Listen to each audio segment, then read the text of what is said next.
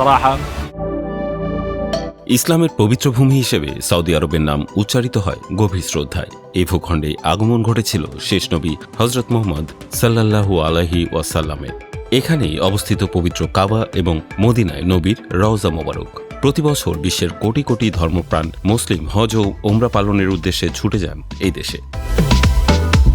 তবে সাম্প্রতিক বছরগুলোতে সৌদি আরবকে ঘিরে তৈরি হয়েছে নতুন এক আলোচনার ক্ষেত্র। একদিকে ধর্মীয় ঐতিহ্যের কেন্দ্রবিন্দু, অন্যদিকে দ্রুত আধুনিকায়ন ও সাংস্কৃতিক পরিবর্তনের পথে হাঁটা এই দ্বৈত বাস্তবতায় দেশটি এখন বৈশ্বিক পরিমণ্ডলে ভিন্ন পরিচয়ে আত্মপ্রকাশ করছে। বিশেষ করে ক্রাউন প্রিন্স মোহাম্মদ বিন সালমানের নেতৃত্বে শুরু হওয়া সামাজিক এবং সাংস্কৃতিক সংস্কার কর্মসূচি দেশটির বিনোদন ও চলচ্চিত্র শিল্পের প্রসারে গুরুত্বপূর্ণ ভূমিকা রাখছে। বিশ্বের সিনেপ্রেমীদের কাছে ধীরে ধীরে গুরুত্বপূর্ণ কেন্দ্রে পরিণত হয়েছে সৌদি আরব।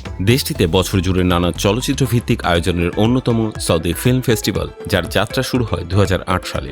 শুরু থেকেই সৌদি ও উপসাগরীয় অঞ্চলের চলচ্চিত্র বিকাশে গুরুত্বপূর্ণ ভূমিকা রেখে আসছে এই উৎসব।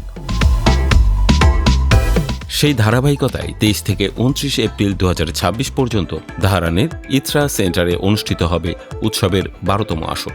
এবারের থিম রাখা হয়েছে সিনেমা অব দ্য জার্নি। গত বছরের মতো এবারও থাকছে স্পটলাইট অন সিনেমা আয়োজন। এবছর কোরিয়ান চলচ্চিত্রের নান্দনিকতা, নির্মাণশৈলী ও সিনেমাটিক ভাষা নিয়ে প্রদর্শনী এবং সেমিনারের আয়োজন করা হয়েছে। এর আগে জাপানি সিনেমাকে কেন্দ্র করে বিশেষ পর্ব আয়োজন করে প্রশংসা কুড়িয়েছিল উৎসব কর্তৃপক্ষ। সপ্তাহব্যাপী এই আয়োজনে পূর্ণদৈর্ঘ্য ও স্বল্পদৈর্ঘ্য চলচ্চিত্র প্রদর্শনের পাশাপাশি থাকছে ডকুমেন্টারি স্ক্রিনিং ও চিত্রনাট্য বিষয়ক বিশেষ কর্মশালা। নতুন নির্মাতাদের জন্য থাকবে প্রজেক্ট মার্কেট এবং ইন্ডাস্ট্রি প্রোগ্রাম, যা তাদের কাজকে শৈল্পিক বৈশ্বিক পর্যায়ে নতুন করে সহায়তা করবে। সময়ের সঙ্গে সঙ্গে সৌদি ফিল্ম ফেস্টিভ্যাল শুধু একটি প্রদর্শনীতে সীমাবদ্ধ নেই, বরং এটি আঞ্চলিক সিনেমাকে আন্তর্জাতিক পরিসরে তুলে ধরার একটি শক্তিশালী প্ল্যাটফর্মে পরিণত হয়েছে। ধর্মীয় ঐতিহ্যের কেন্দ্রবিন্দু থেকে সাংস্কৃতিক পুনর্জাগরণের মঞ্চ, এই দুই বাস্তবতার সংমিশ্রণেই আজকে সৌদি আরব নতুন এক অধ্যায় রচনা করছে।